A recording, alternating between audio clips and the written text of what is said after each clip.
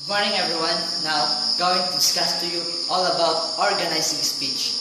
But before we go on with that, let us first define the word speech. Speech is power of expressing and communicating your thoughts, ideas, opinions, or emotion in a way of speaking in the front of group of people or your audience. This started the organizing speech.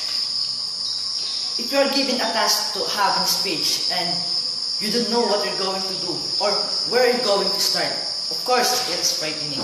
But after understanding this lesson, it's just easy for you to make your speech. A well-organized speech has 5 parts. First, the introduction. It must be grabber. Something that catches the audience attention. It could be quotation, jokes, or question. Let us focus in a graduation rite celebration. That will be our example to make a well-organized speech. In graduation rite, and you're going to make your quotation, then some things, let's say, Kabataan ng Pag-asa ng Bayan by Dr. Jose Rizal, something like that. Or a jokes, of course, having your jokes, a very good impact to your audience. And of course, maybe a question, a big question that will remain with your audience. Your introduction, it could also be a simple as saying, good morning, good afternoon, or I am glad to be with you, or it is my honor to be with you. That's your introduction. But take notes, never apologize with the start of your speech. Of course, being a speaker, you must be responsible enough to do your speech. And if you say, oh sorry, and just make my speech last night, of course, the attention of your audience will be lessened because they are not interested for what are you going to say because you are not prepared. Something like that. Then we now go on with the next one, which is thematic statement.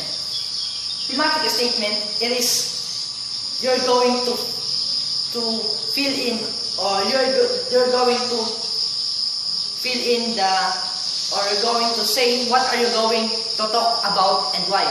Thematic, it is something relating to a theme. Of course, every programs or celebration, graduation rites, the inauguration, there's always a theme.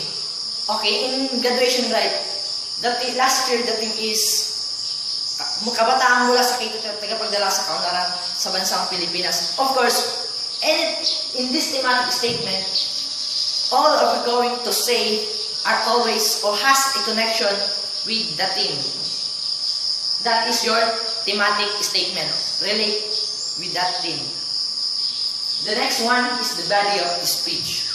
The body of speech, this we're going to support your thematic statement by explaining those. Then there's a lot of ideas or things that you can use on making your body of speech. But body of speech has 3 levels, but that's going to discuss by Stella. Let us focus on how to make the body of speech. First, you can use materials, something that, or use your model to demonstrate what you want to say.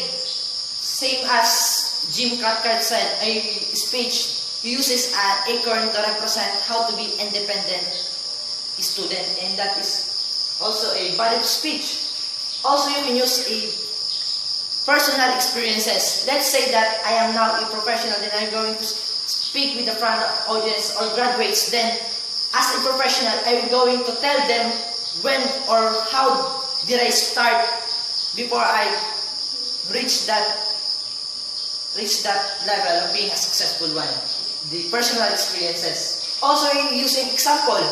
Of course, as a speaker, then you don't have experience, but you're going to look for someone, you're going to use someone for your example. Let's say you're speaking with the audience, then you are motivating them. Then you're going to motivate them by using the other person, like saying the Nick Fuentes by his story. That is the example of your body of speech. Then now, let's go on with that conclusion. This conclusion, this you're going to, this is the wraps up or the summarization of your ideas. Maybe this is summarization of ideas. Anything that important is that you've said or things that is important to make your in your speech. This is you're going to tell them the different case ideas. It maybe is also a prediction. Of course, maybe your topic. Of course, let's say your topic is the graduation, right? Then you're going to predict. Let's say I am the speaker. Then I'm going to say with my audience, oh, if you do the proper, if you do your study well, then hard work, of course, you're going to predict that our country will be progressive in the next generation. Maybe you're going to predict something like that as your conclusion. Or maybe a question, asking them a big question, something for your conclusion. Let's say, you as a 21st student, how can you make a difference in the world?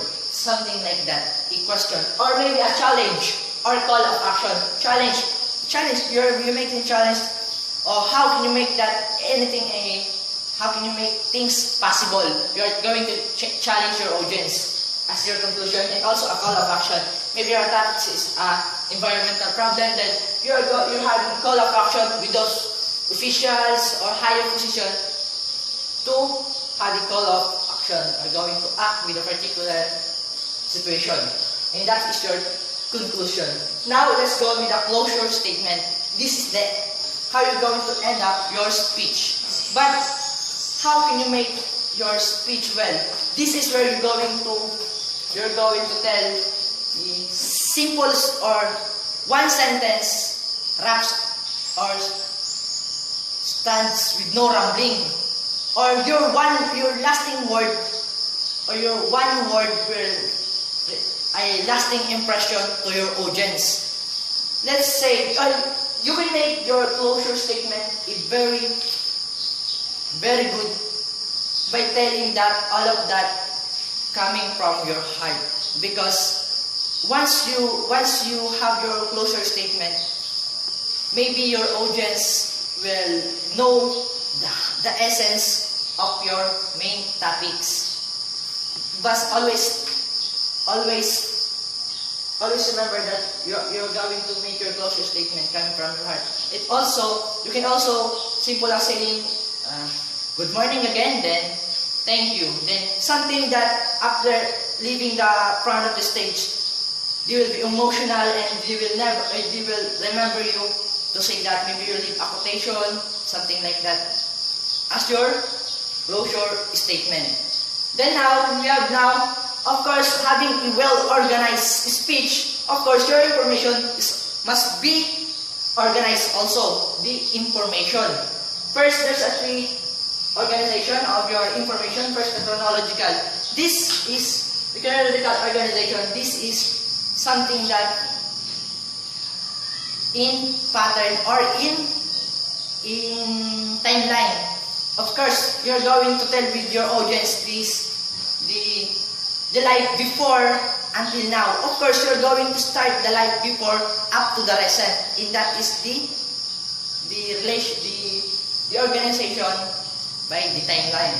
Then the spatial organizing is the having a direction. Of course, you're telling for a place, then you're going to tell them what are the particular place that you're going to find with a particular region. Then of course that must be in order. Then the place where what you're going to find that with that place, and that is spatial. And causal relationship. Causal relationship is talk about the cause and effect.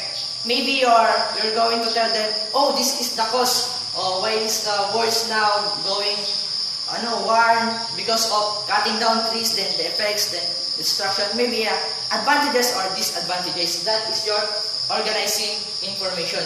But you have now organized speech. You have a well-organized speech. But what is the importance of having that organized speech? First, Organized speech is more pleasant or enjoyable, of course, because it is organized. Then next one is easy to remember by your audience. The next one is easy to understand.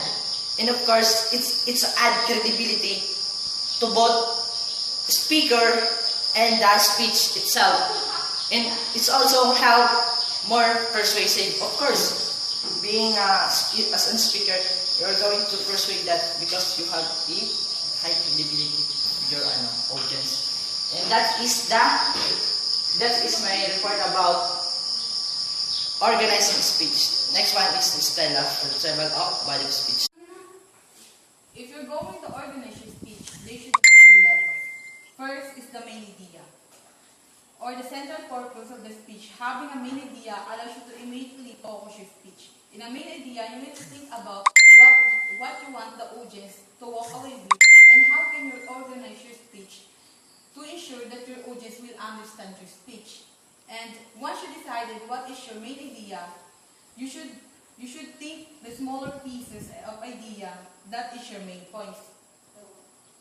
In your main points, if you're in the main points, they should have at least 3 or 2 main points, not more than 4. Because if you put a lot of main points in your main idea, so people or your audience will be difficult to understand what is the flow of your main points. And also supporting materials.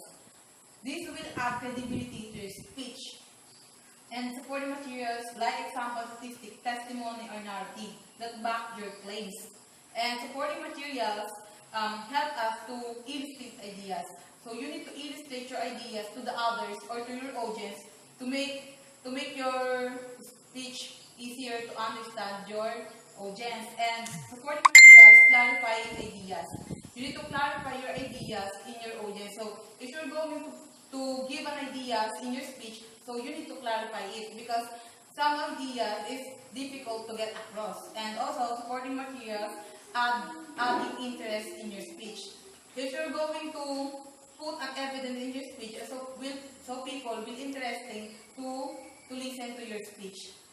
And in addition, if you're going to organize your speech, they should ask yourself first, what is your main idea or your main points, and think about what you want to let in the mind of your audience, and put an evidence or put an important details in your speech to make your speech easier to understand.